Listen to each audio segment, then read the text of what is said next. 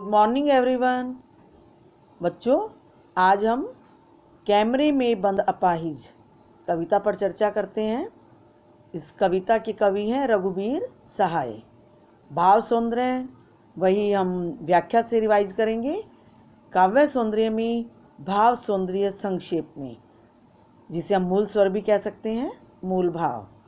कवि ने दूरदर्शन पर अपाहिज की बेचैनी व दर्शकों की संवेदनशीलता को दर्शाया है। मीडिया की मानसिकता व नाटकीयता पर करारा व्यंग किया है। दूरदर्शन कर्मियों की संवेदनहीनता और व्यावसायिकता, क्रूरता पर प्रकाश डाला गया है। अपाहिज की पीड़ा व संवाददाता की संवेदनहीनता का सजीव चित्रण किया गया है। दूरदर्शन के कार्यक्रम के संचालक अपने कार्यक्रम को प्रभावी बनाने के चक्कर में अपाहिजों और दुर्बलों की भावनाओं के साथ खिलवाड़ करते हैं, उनसे बेतुके सवाल पूछते हैं तथा उनकी संवेदनाओं को कुचलते हैं।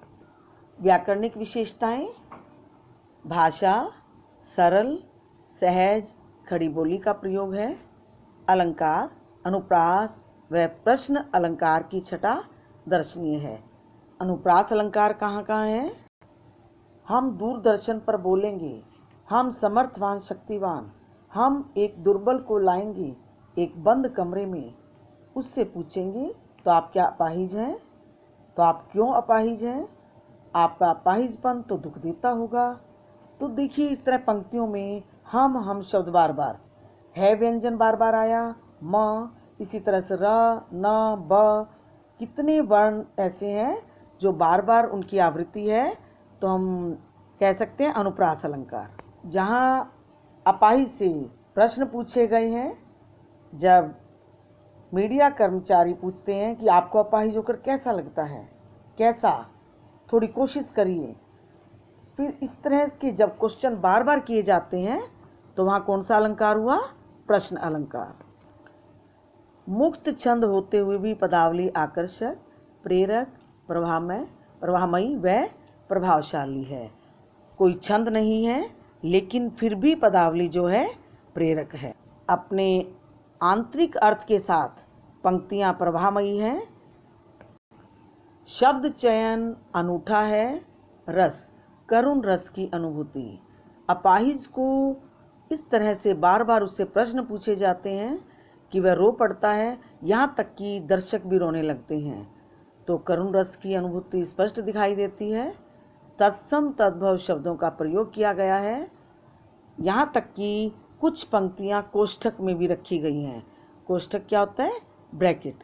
और जो पंक्तियाँ कोष्ठक में हैं उसका अर्थ होता है कि उस बात पर अधिक बल दिया जाता है।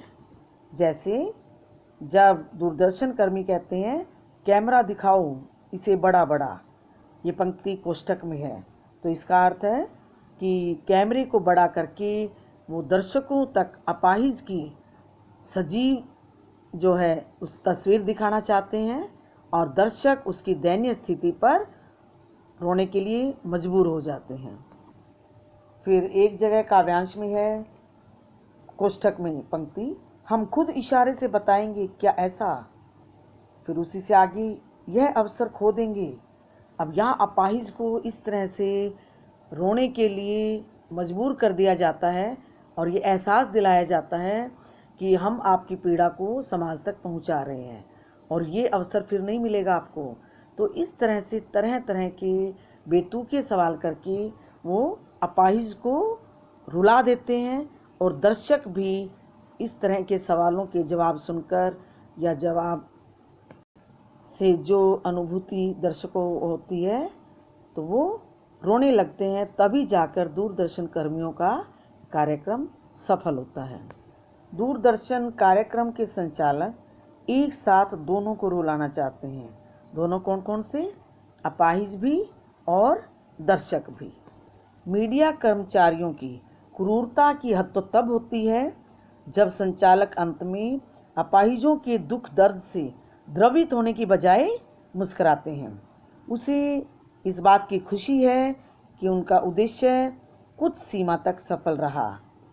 और कार्यक्रम को वो सफल मानने लगते हैं। कवि के कहने का भाव है कि आज व्यावसायिकता बहुत हावी हो गई है। दूरदर्शन पर दिखाई जाने वाली करुणा हो या वेदना, सब तुच्छ हैं। सार्थक क्या है? केवल धन। अपने स्वार्थ के लिए किसी अपाहिज का मजाक उड़ाना उनके लिए मामूली सी बात है। बच्चों, आज का होमवर्क काव्य सौंदर्य नोटबुक में लिखेंगे और भाव सौंदर्य काव्य सौंदर्य दोनों का अभ्यास करेंगे। Thank you.